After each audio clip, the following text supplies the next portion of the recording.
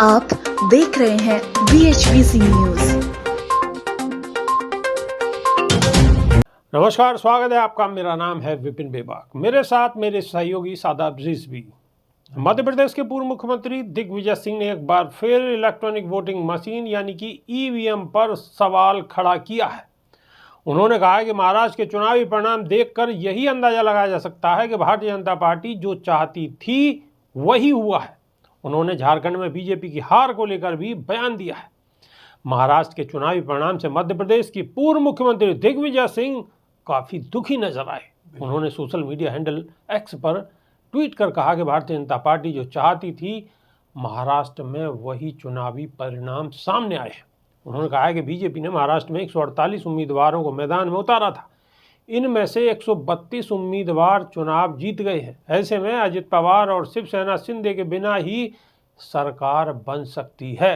दिग्विजय सिंह ने electronic voting machine EVM को लेकर सवाल खड़े किए। उन्होंने कहा कि इलेक्ट्रॉनिक वोटिंग मशीन को मैनिपुलेट करते हुए ये चुनाव जीता गया है। झारखंड में बीजेपी के हारने के सवाल पर उन्होंने कहा है कि क्या झारखंड से ज़्यादा महाराष्ट्र का चुनाव बीजेपी के लिए महत्वपूर्ण नहीं था।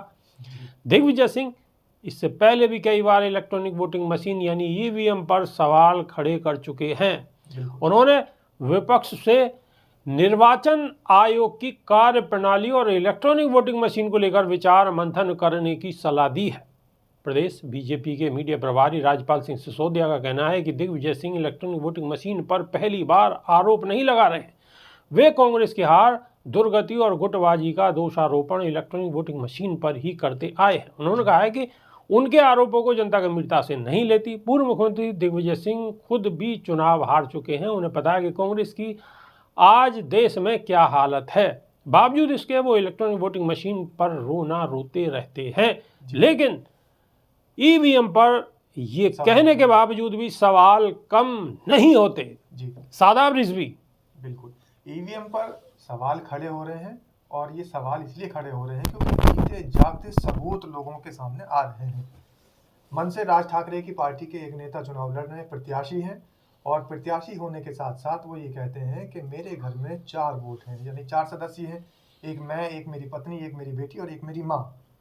और जब वोटिंग मशीन की वहाँ पर काउंटिंग होती है तो उनके 2 वोट निकल कर आते हैं उस बूथ से। तो वो कह रहे हैं, सवाल खड़ा कर रहे हैं, और वो लोगों से पूछ रहे हैं, चुनाव आयोग से भी पूछ रहे हैं, लोगों से भी पूछ रहे हैं, राजनीतिक पार्टियों से भी पूछ रहे हैं कि क्या मेरी पत्नी, मेरी माँ और मेरी बेटी मुझे ही वोट नहीं देगी?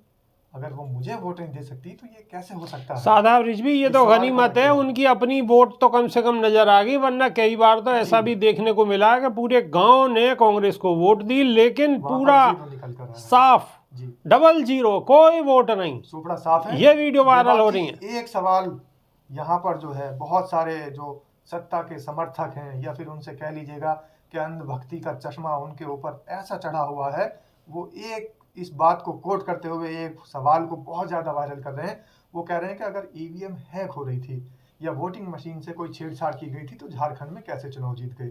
उसके लिए एक मैं आपसे सवाल पूछता हूँ बेबाक जी। ये अहम बात है, ये जो सादाब रिजवी कहने वाले हैं ये बहुत ही खास बात है, इस पर गौर करिएगा। बेबाक जी, आपसे मैं एक सवाल करता हूँ, मैं ये सवाल करता हूँ कि एक तरफ मैं आपको एक लोहे का टुकड़ा दूं, एक तरफ आपको एक गोल्ड का, सोने का टुकड़ा दूं, आप किसे लेना पसंद करेंगे? सबसे पहले गोल्ड का जेब में रखूंगा। सोने का ही रखेंगे। और जाहिर सी बात है, हर व्यक्ति वो चीज लेना चाहेगा जो कि कीमती होगी। अब यहाँ बात हो रही है 2 स्टेट की, एक झारखंड और एक महाराष्ट्र। महाराष्ट्र को बेबाक जी फाइनेंस कैपिटल कहा जाता है, बिल्कुल, आर्थिक राजधानी कहा जाता है। तो अगर कोई व्यक्ति चाहेगा या कोई पार्टी चाहेगी तो वो सबसे पहले प्रायोरिटी पे रखेगी आर्थिक राजधानी को जीतेगी, वो झारखंड को क्यों जीतेगी? और दूसरी बात, अगर वो दोनों को जीत जाती है तो जो आरोप लग रहे हैं वो आरोप ऑटोमेटिकली सिद्ध हो जाएंगे।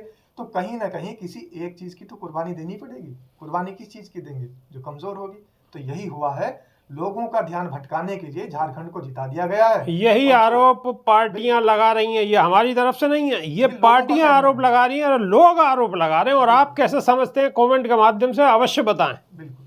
और नई वीडियो में फिर रूबरू होंगे। जब तक के लिए बहुत बहुत शुक्रिया, धन्यवाद, नमस्कार। धन्यवाद। रोज की ताजा खबरें सुनने के लिए सब्सक्राइब करें BHBC न्यूज चैनल। साथ ही रोज के नोटिफिकेशन जानने के लिए दबाएं बेल आइकन। साथ ही हमें अपनी राय देने के लिए हमारी वीडियो पर कमेंट करके बताएं और वीडियोस को लाइक और शेयर करना बिल्कुल ना भूलें।